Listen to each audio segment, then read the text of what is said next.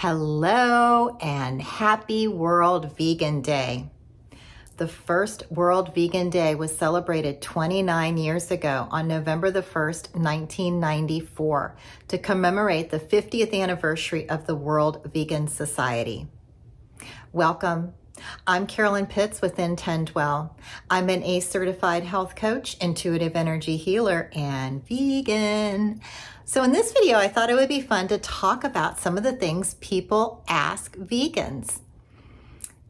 The number one thing people ask when they find out I'm a vegan is, where do you get your protein?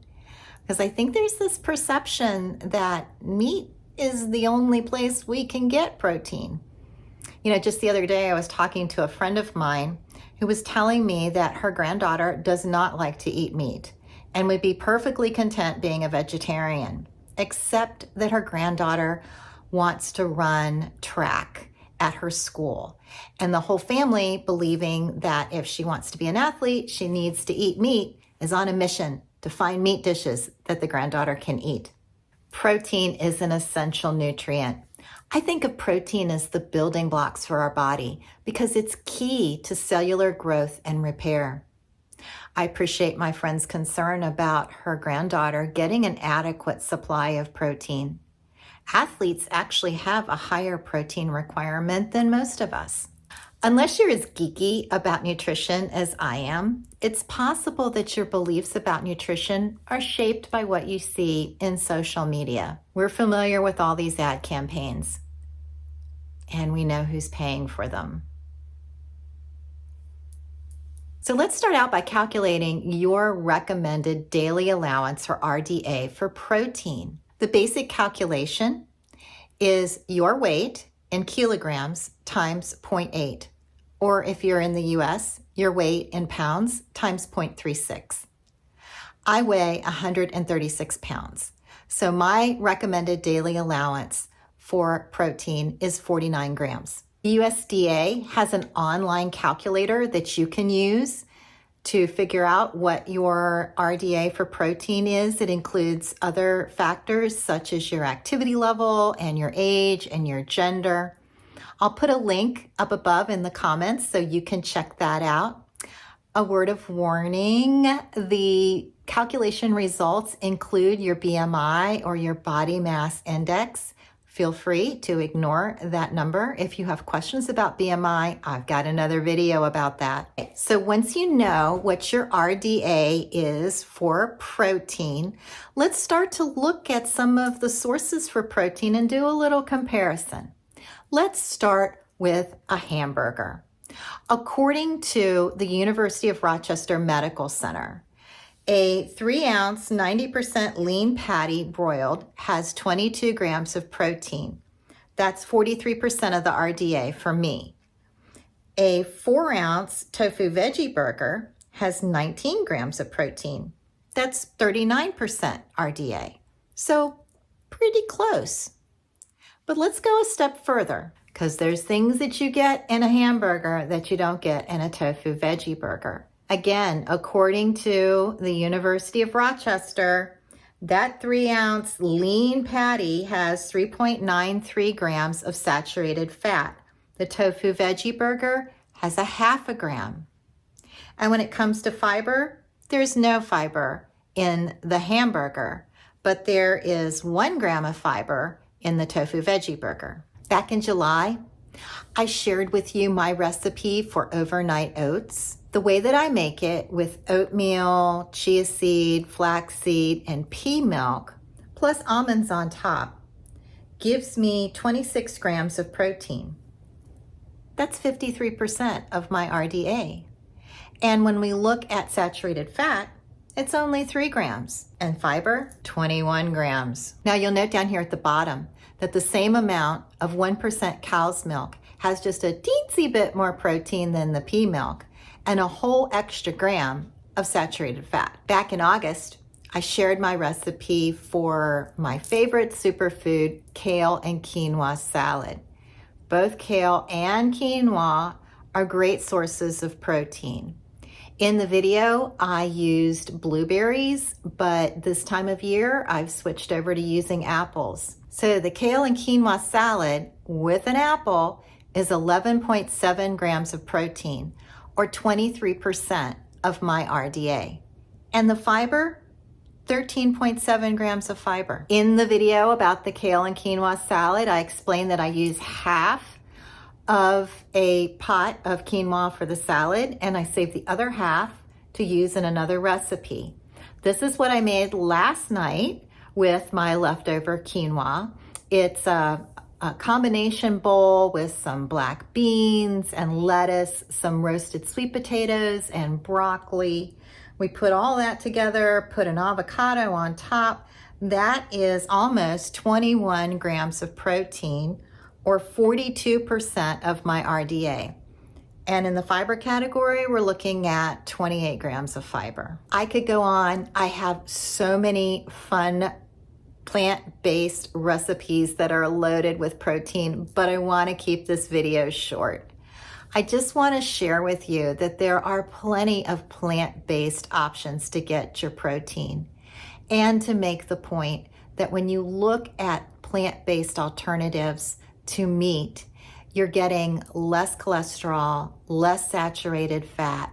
You're getting an overall healthier meal. An article in the New York Times in 2017 reported that the average American eats around 100 grams of protein a day. Going back to the calculation we did earlier, that's probably twice as much protein as you really need. And although athletes, like my friend's granddaughter, have higher protein requirements, it's still easy for them to get all the protein they need on a plant-based diet. Shout out to my dear friend Nancy, athlete and vegan, who let me borrow this book, The Plant-Based Athlete. This book is full of examples of professional athletes who switched to a plant-based only diet and saw marked improvement in their athletic performance.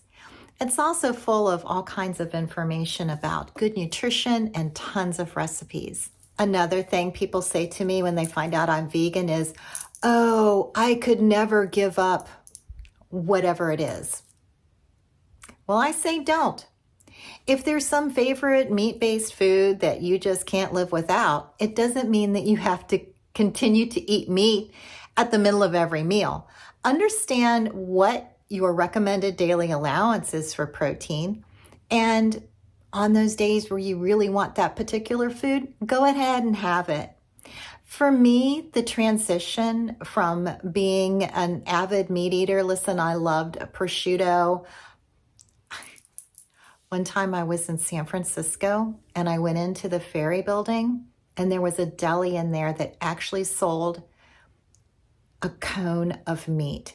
It was a paper cone, and they would fill it up with slices of like salami and prosciutto and all kinds of processed meat, and I would get that, and I would walk around down by the pier and eat my meat out of my cone.